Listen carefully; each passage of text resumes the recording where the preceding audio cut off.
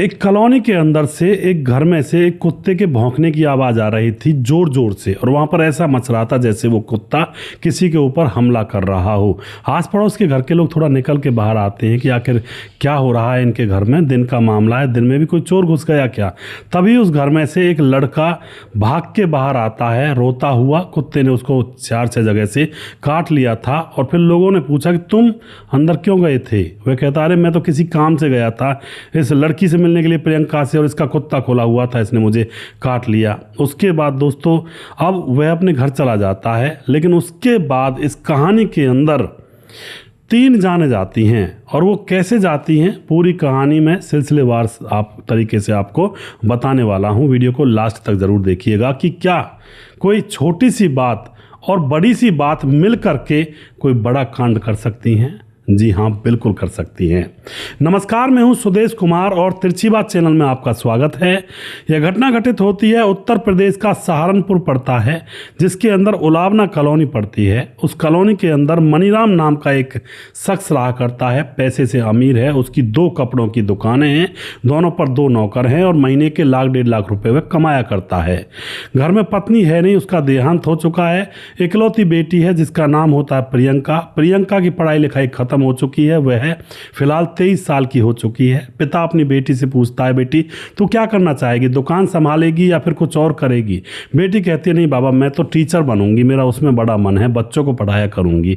पिता कहता है ठीक है बेटी, तो और पढ़ाई कर ले और एग्जाम जो निकलते हैं सरकारी गवर्नमेंट एग्जाम, उनकी तैयारी कर और देख तेरी किस्मत होती है या नहीं होती है। और उसके बाद दोस्तों यहाँ पर क्या होता है, प्रियंका गवर्नमेंट टीचर बनने का सपना देखती है, तो पढ़ाई करती है, तैयारी करती है और उसका नंबर गवर्नमेंट जॉब में आ जाता है। अब वह स्कूल जाने लगती है, एक स्कूटी उसने रखी हुई थी, उससे चली जाया करती है। इनके घर में एक कुत्ता पाला हुआ था इन्होंने, जिसका नाम रखा हुआ था जैक, और जो गली में से ये उठाकर लाए थे, बहुत लाड प्यार करते थे उस पर, उसको बांध कर रखा करते थे, क्योंकि वह बहुत ज़्यादा भूसा भौंका करता था लोगों के ऊपर, तो कई बार डर था कि कहीं काट ना ले, इसलिए उसको बांध कर रखा करते थे। प्रियंका टीचर बन जाती है और जो पिता होता है दुकान पर गया हुआ था। प्रियंका की आज स्कूल की छुट्टी थी तो वह घर पर थी, कपड़े वगैरह धो रही थी, घर का काम कर रही थी। तभी पड़ोस का एक लड़का जिसका नाम होता है करमवीर, पड़ोस में ही रहा करता है। प्रियंका से बातचीत पहले भी हो जाया करती है, कई बार स्कूल भी ये एक साथ चले जाया करते हैं, तो रास्ते में बातचीत करते हुए भी जाया करते थे। अब वह करमवीर इनके घर पर आ जाता है और प्रियंका जैसे कपड़े वगैरह सुखा रही थी और कपड़े जो प्रियंका ने पहने हुए थे वो भी भीग रहे थे, तो तन के कुछ हिस्से उभार मार रहे थे। आकर के जो करमवीर होता है बैठकर प्रियंका को देखने लगता है। प्रियंका उसकी तरफ देखती है कि क्या बात है भाई करमवीर, यहाँ पर क्यों आया, क्या काम है। करमवीर उसकी तरफ मुस्कुराता है और करमवीर उससे कहने लगता है कि मैं प्रियंका तुमसे प्यार करता हूँ, बचपन से ही प्यार करता हूँ और मैं एक तरफा प्यार है मेरा, पर तुम इसे कबूल कर लो। अब यह बात सुनकर प्रियंका का जो पारा है 7वें आसमान पर पहुंच जाता है, क्योंकि प्रियंका कहती है उससे कि मैं तो तुझे भाई मानती हूँ बेवकूफ़, और तुम उससे प्यार करने चला है। अब यहाँ पर जो करमवीर था इसका एक तरफा प्यार था, प्रियंका को यह चीज़ मंजूर नहीं थी। और उसके बाद यहाँ पर जो करमवीर होता है देख करके कि भाई प्रियंका उसके काबू में नहीं आ रही है, तो प्रियंका के साथ वह ज़बरदस्ती करने लगता है। और जब प्रियंका के साथ ज़बरदस्ती करने लगता है तो प्रियंका चीखने लगती है। करमवीर को लगता है कि अब लोग आ जाएंगे इधर उधर से, तो वह वहाँ से दुम दबाकर भाग जाता है। शाम होती है, शाम को जब पिता आता है मनीराम, तो प्रियंका अपने पिता को बताती है कि पापा पड़ोस का जो करमवीर है ना उसने मेरे साथ ऐसा किया था आज। अब जो पिता करमवीर होता है वह सोचता है कि अगर मैं इस बात को इधर उधर फैलाऊंगा, पंचायत जोड़ूंगा, तो इसमें मेरी बेटी की और मेरी बदनामी होगी, और अभी मेरी बेटी की शादी भी नहीं हुई है। अगर माथे पर कलंक लग जाएगा कि भाई इस तरह से लड़के घुसते हैं इनके घर में, तो मेरी बेटी से शादी कौन करेगा। इस बात की तरफ सोच जाता है पिता, और उसके बाद अपनी बेटी के लिए लड़का ढूंढने लगता है। लड़का उसको मिलता है जिसका नाम होता है कपिल, जो कि प्राइवेट जॉब किया करता है। 50,000 रुपये उसकी सैलरी है, आमदनी, और वह अच्छे से इसकी बेटी को रखेगा, यही सोच करके अब कपिल का रिश्ता अपनी बेटी के लिए तय कर दिया जाता है। दोनों परिवार आपस में मिलते हैं और रिश्ता पक्का, सगाई वगैरह हो जाती है और शादी की तारीख रखी जाती है 20 अप्रैल 2025, और 20 अप्रैल 2025 तारीख आ भी जाती है और उसके बाद इन दोनों की धूमधाम से शादी कर दी जाती है। लड़का जो कपिल था बहुत प्यार करने वाला मिला था इस प्रियंका को, और दोनों की अच्छी बनती थी। कपिल तो जाया करता था प्राइवेट जॉब पर और काफ़ी 50-60 हज़ार रुपये सैलरी थी और प्रियंका जाया करती थी पढ़ाने के लिए स्कूटी लेकर के स्कूल, क्योंकि दोनों एक ही शहर के थे तो वहाँ पर कोई दिक्कत ही नहीं थी दोनों को नौकरी करने में। अब क्या होता दोस्तों, कपिल जॉब पर चला जाता, प्रियंका स्कूटी से स्कूल जाती है। एक दिन की बात होती है, शादी के काफ़ी समय गुजर चुके थे, तकरीबन 7-8 महीने गुजरने के बाद अब जैसे स्कूटी से प्रियंका जा रही थी तो नया रोड बना था, उसमें गिट्टियाँ पड़ी हुई थी और जैसे ही वह उस रोड से चल रही थी तो सामने से एक ट्रक बहुत तेज़ी से आ रहा था और ट्रक से कोई पत्थर उसके टायर में आकर के बहुत तेज़ी से उछड़ता है और इसके हेलमेट में शीशे को पार करते हुए उसके चेहरे पर जा लगता है और यह वहीं पर धड़ाम से गिर जाती है। इसका वैसे तो एक्सीडेंट माइनर सा लग रहा था क्योंकि टक्कर भी नहीं हुई थी, बस वो रोड़ा जो था ट्रक के टायर के नीचे। दोस्तों जब रोड नया बनता है ना तो वहाँ से भारी ट्रक वगैरह गुजरता है तो उसके टायर के नीचे कोई गिट्टी या बड़ा कंकर पत्थर आ जाता है और बहुत बुरी तरह से उछड़ता है। कई बार तो दुकानों के शीशे तक फोड़ देता है, लोगों की जान तक ले लेता है। ऐसे मामले मैंने खुद ने देखे हैं। जब मैं स्कूल जाया करता था तो साइकिल से कई बार जाना होता तो हमारे गाँव के पास एक सड़क है, उसका जब बनना स्टार्ट हुआ था तो बड़े बड़े गिट्टी रोड़े वहाँ पर पड़े हुए थे। तो कई बार ऐसा मैंने देखा था कि ट्रक निकला है और उसमें से बहुत भयानक स्पीड से रोड़ा उसके टायर के नीचे से एकदम उछटा है, यानी कि उसमें प्रेशर बन जाता था। और मैंने दूर दूर से भी देखे हैं, कई बार मैंने नज़दीक से भी देखा है और ये होता है। ऐसा ही इस लड़की के साथ हो जाता है, चेहरे पर आकर लगता है तो चेहरे पर हेलमेट के कांच गड़ जाते हैं, ऊपर से वह रोड़ा चेहरे की हुलिया टाइट कर देता, बिगाड़ देता है। लोग इकट्ठे होते हैं, उसको हॉस्पिटल ले जाते हैं। वहाँ पर कपिल भी पहुँच जाता है, लड़की के घर वाले पहुँच जाते हैं, कपिल के घर वाले पहुँच जाते हैं। हॉस्पिटल में ट्रीटमेंट चलता है तकरीबन 1.5 महीने तक। पैसों की तो कोई कमी नहीं थी, ऐसा कोई दिक्कत नहीं थी, लेकिन ट्रीटमेंट चलते चलते 1.5 महीना गुजर जाता है तो प्रियंका सही हो जाती है। मगर यहाँ पर एक दिक्कत हो गई थी। दिक्कत ये हो गई थी कि चेहरा खराब हो गया था, कटा फटा, और वहाँ पर जैसे जहाँ पर रोड़ा लगा था ना वहाँ से चेहरा बिगड़ गया था। अब वो सुंदरता नहीं रही थी जो सुंदरता प्रियंका की पहले थी। अब उसके बाद दोस्तों वापस आती है प्रियंका, अपने पति के घर रहती है, पढ़ाने जाने लगती है। जो चेहरा होता है उस पर जो रुमाल है उसको लपेट लिया करती है, मतलब मुंह पर ढाटा लगा लिया करती है।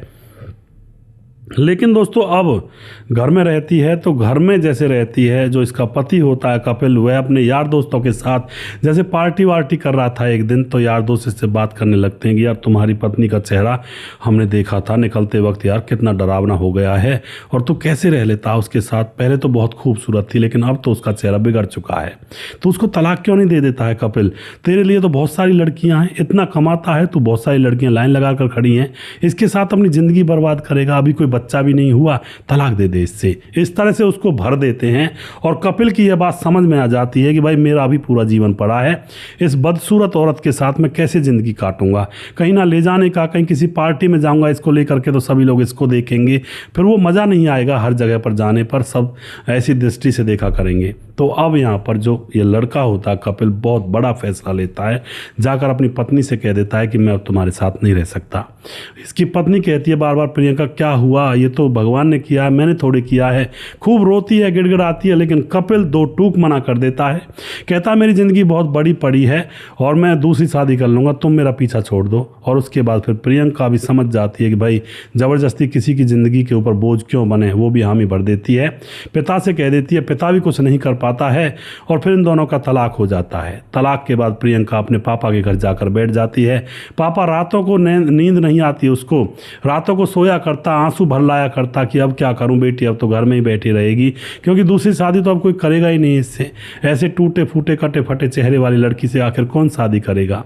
अब यहाँ पर दोस्तों लड़की वहीं पापा के पास रह रही होती है और वहीं पर अपना समय गुजार रही होती है।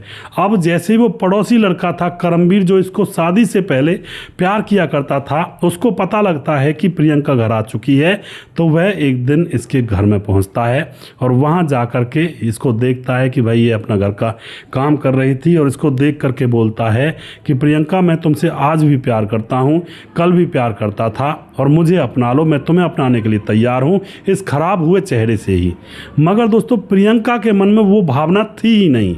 वो उससे दोबारा से कहती है कि मैं तुम्हें कल भी भाई मानती थी, आज भी भाई मानती हूँ और तुम चले जाओ मेरे घर से, इस तरह से उसको डांट देती है। लेकिन करमवीर आज भी वही हरकत करता है जो शादी से पहले जब इसके घर पर आया था, इसने हरकत की थी संबंध बनाने की, तो आज भी वही हरकत करता है। लेकिन आज जो प्रियंका होती है उससे लड़ते लड़ते अपने उस कुत्ते को, जिसका नाम था जैक, उसको खोल देती है। और वो बड़ा खतरनाक कुत्ता था, काटने वाला कुत्ता था। वह इस लड़के के पीछे भागने लगता है और इसको 4-6 जगह से काट लेता है।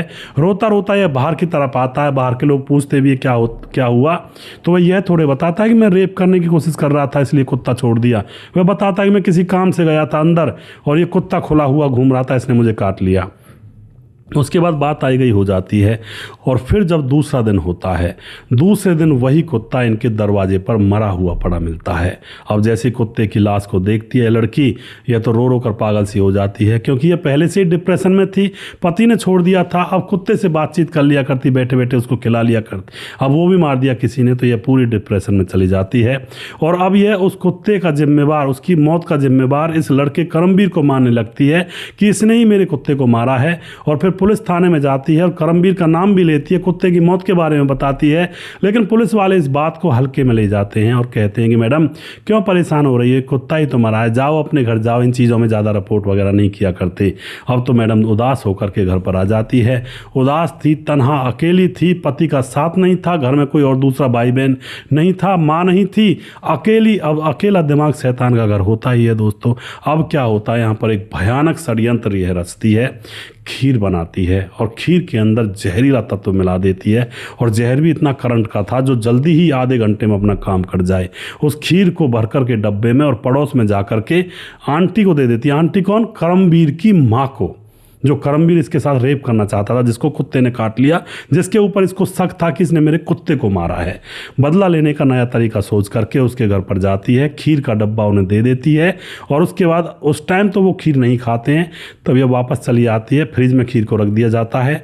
करमवीर आता है, इधर उधर से देखता, माँ खीर, तो बताती है उसने दी है, वो दे कर गई है। तो वह उस खीर को खा जाता है, साथ में माँ को भी दे देता है एक कटोरी भर करके, माँ तुम भी खा कर देखो, बहुत स्वाद है।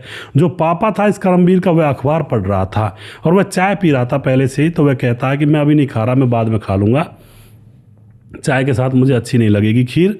तो वह अब बैठा हुआ अखबार पढ़ रहा था। इन माँ बेटों ने खीर खा ली थी और आधे घंटे के बाद इनकी हालत ख़राब होने लगती है, खून की उल्टियाँ होने लगती हैं। पिता एकदम से सतर्क होता है कि ये क्या हो गया। वो कहने लगते हैं कि खीर खाइए जब से हुआ है। पिता को पता था कौन लड़की खीर देकर, ये प्रियंका देकर गई है पड़ोसन। और उसके बाद पिता हॉस्पिटल में ले जाता है माँ बाप को। हॉस्पिटल में खूब कोशिश करते हैं डॉक्टर, कोशिश करते हैं डॉक्टर, लेकिन बचा नहीं पाते हैं। दोनों माँ बेटों की मौत हो जाती है। उसके बाद पुलिस आती है, पुलिस पूछताछ करती है, तो वह पिता बताता है कि पड़ोस में रहने वाली लड़की प्रियंका, उसने हमारे घर पर खीर पहुंचाई थी और उस खीर को खाने के बाद मेरी पत्नी और मेरे बेटे की मौत हो गई है। पुलिस आती है, प्रियंका को अरेस्ट किया जाता है, पूछताछ की जाती है, तो प्रियंका सारी बात पुलिस को बता देती है। सबसे पहले तो यही कहती है कि सर अगर आप मेरी रिपोर्ट लिख लेते उस दिन मेरे कुत्ते के मरने की, तो यह कांड होता ही क्यों। और उसके बाद पुलिस पूछती है कि तुमने क्या कांड किया बताओ। तो वह बताती है कि मेरे कुत्ते को इस करमवीर ने मारा है, मुझे पूरा यकीन है, क्योंकि मेरा कुत्ता इसको काट खाया था कल और इसने मेरे कुत्ते को मारा है। मैंने बदला लेने के लिए कुत्ते का खीर में जहर मिलाया और खीर इनके घर पर देकर आ गई। तो ये माँ बेटे खाकर मर गए खीर को, पिता बच गया, वो भी अखबार और चाय की वजह से। अब यह बात जब पुलिस के सामने बताई जाती है तो पुलिस की भी आंखें फटी की फटी रह जाती हैं कि क्या कुत्ते के लिए इतना बड़ा कांड करना जायज़ था। जो पिता होता है मनीराम प्रियंका का, वो भी बड़ा हैरान रह जाता है। बेटी से कहता है, बेटी तूने ये क्यों किया, तुम्हें इतनी भी अकल नहीं थी कि वो इंसान और कुत्ते इतने बराबर थोड़े हो जाएंगे कि भाई कि कुत्ते के लिए किसी इंसान को जहर की खीर खिला दी जाए। अब तो यहाँ पर हो तो अब पछताए होत क्या, जब चिड़िया चुग गई खेत। अब तो जो हो गया था वो हो ही गया था। और उसके बाद दोस्तों यहाँ पर इस लड़की को अरेस्ट किया जाता है, इसको जेल में डाला जाता है, कार्रवाई की जाती है। और जो मनीराम पिता था, उसका ना कोई बेटा ना कोई पत्नी ना कोई, अब बेटी जो इकलौती थी वो भी जेल में पड़ी है। वो किसके लिए जिएगा, कमाई उसकी लाखों में है, लेकिन क्या करेगा उस कमाई को। जब परिवार के सदस्य ही नहीं रहे, परिवार के अंदर ऐसी घटनाएं हो गई, तो वो इतनी कमाई का करेगा क्या। दोस्तों कमाई भी तभी तक अच्छी लगती है चाहिए जब तक हमारा परिवार भरा पूरा होता है।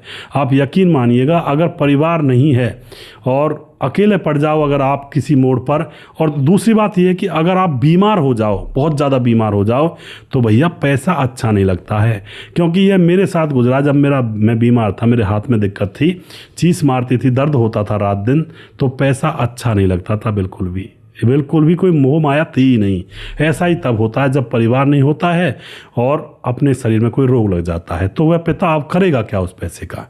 इस तरह से दोस्तों कई बार बसे बसाए घर बिजड़ जाते हैं।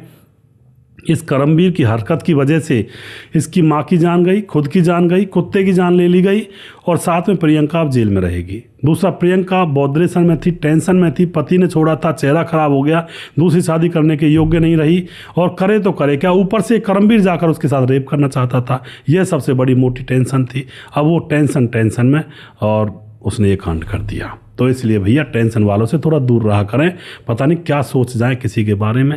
आप जो भी कुछ कहना चाहते हैं इस घटना के बारे में, अपनी राय कमेंट बॉक्स में लिख सकते हैं और लोगों के साथ शेयर कर सकते हैं। दोस्तों, वीडियो मैं इसलिए बना कर लाता हूं जिससे कि यहाँ पर कुछ जानकारी आप लोगों को मिल सके जीवन के बारे में, परिस्थिति के बारे में, कि जीवन के अंदर कैसे कैसे मोड़ आ सकते हैं, और उन मोड़ पर हमें बड़ी सावधानी से और सतर्कता से कदम उठाना चाहिए। अगर बेवकूफ़ी में कदम उठाया तो न जाने कितनी ही ज़िंदगियां बर्बाद हो सकती हैं। तो थोड़ा सा सावधानी बहुत ज़रूरी होती है। वीडियो के लास्ट में कुछ भाइयों के नाम ज़रूर लेना चाहूँगा जो हमारे वीडियोज़ को देखते हैं और हमें खूब सपोर्ट करते हैं। हमारे साथ हैं राम मोहम्मद यासीन लाहौर पाकिस्तान से हैं। उसके बाद वनराज नामदेव कोहली लगातार कमेंट करते हैं, भाई का बहुत बहुत धन्यवाद करता हूँ। और उसके बाद नीतीश पासवान बोधगोगिरी झारखंड से कमेंट करते हैं। दयाशंकर सिंह राजपूत ठाकुर यूपी 43 गोंडा से कमेंट करते हैं, और इनकी पत्नी है सुमन जी, वो भी कमेंट करती हैं। बहन बहुत बहुत धन्यवाद करते हैं आपको। रामलाल कुशवाहा जिला विदिशा पूर्णिया बिहार से कमेंट करती है। रवि प्रकाश कमेंट करते हैं। शौकत अली दिल्ली से कमेंट करते हैं। कालीचरण उड़ीसा से फिलहाल गोवा में रहते हैं। प्रवीण चौधरी राजस्थान से रहने वाले, फिलहाल बेंगलुरु में रहते हैं। सैफुल मलिक कमेंट करते हैं। राम थापा नेपाल से कमेंट करते हैं। राम बहादुर सिंह रायगढ़ छत्तीसगढ़ से। बोलाई दास झारखंड से कमेंट करते हैं। खेमराज गुज्जर चिट्टी जीबी नगर यूपी 16 से कमेंट करते हैं। श्यामलाल चौधरी नौका बीकानेर राजस्थान से कमेंट करते हैं। समाधान पाटिल जलगांव महाराष्ट्र से कमेंट करते हैं। सुदेश भाई, कुछ औरतों ने तो हद पार कर रखी है। जी बिल्कुल जी। अमित पटेल, भाई साहब सुदेश भाई हॉरर शो लेकर आइए, भूल गए हो क्या हॉरर शो लाना? जी बिल्कुल नहीं भूला हूँ अमित भाई, और मैं आज निकालने वाला था लेकिन थोड़ा सा किसी काम में व्यस्त हो गया था, तो इसलिए मैंने वो मेल्स पढ़ी नहीं जहाँ पर वो स्टोरी आई पड़ी रहती है मेरे पास, तो कल ज़रूर लेकर आऊँगा। उसके बाद हमारे साथ सुजीत कुमार, नमस्कार गुरुजी, राधे राधे। मोहम्मद जहांगीर कमेंट करते हैं, सर अभी एक घटना हुई है बिहार में, अररिया में जिले में, एक आदमी दूसरे आदमी की हत्या कर देता है। हाँ, वो रेहड़ी वाले के ऊपर झगड़ा हुआ था जहांगीर भाई, और उसमें कहानी बहुत छोटी है, मैं कोशिश करूंगा कल शॉर्ट वीडियो में बता पाऊँ उस किस्से को। और बाबा राजेश सिंह कमेंट करते हैं। राजेश सिंह बिहार मोतिहारी ढाका कुंडवा चैनपुर से। सुदेश जी आपका वीडियो बहुत अच्छा लगता है, बहुत बहुत धन्यवाद करते हैं जी। मुरली कुमार कमेंट करते हैं, देखना चाहिए सर, बहुत बड़ी गलती हो रही है। सलाउद्दीन खान कमेंट करते हैं, बुरे काम का बुरा नतीजा। जी बिल्कुल जी। गणेश सोनी कमेंट करते हैं। अनिल कोबान कमेंट करते हैं महाराष्ट्र 13 से, MH 13 से। और उसके बाद हमारे साथ हैं रजत सैनी कमेंट करते हैं। प्रवीण बघेल शिवपुरी से कमेंट करते हैं। सूरज डीओ फिजी से कमेंट करते हैं। राम गोसाई अमरवे लगातार कमेंट करते हैं। और अभी भी जिस भाई का नाम रह गया उस भाई का नाम अगले वीडियो में जरूर लूंगा। मोनू जैन हमारे भाई लगातार कमेंट करते हैं। अगला वीडियो बहुत जल्दी फिर से लेकर आऊँगा, तब तक आप खुश रहें, सावधान रहें। जय हिंद, जय भारत।